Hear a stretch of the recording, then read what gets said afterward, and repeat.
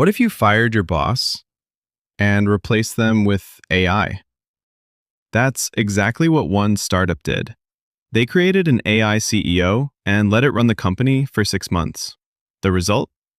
Let's just say the humans got nervous. Here's what happened. Meet Mika. She's the world's first AI CEO, appointed by a tech company called Dictador, a luxury rum brand. Yes, rum. But don't let that fool you. Mika's job was real. She attended board meetings, made executive decisions, even led investor calls. And she worked 24/7. No sleep, no ego, no lunch breaks. Her job? Analyze data, spot patterns, recommend strategies, and outperform her human predecessor. So, how did she do? Here's where things get interesting. In 6 months, company productivity increased by 23%.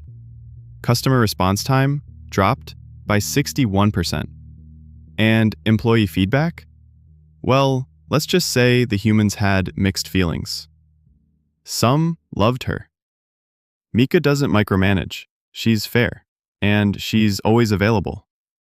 Others weren't so sure. She can't read the room. No empathy. She gives feedback like a robot. Well, yeah, she is a robot. But that's the point.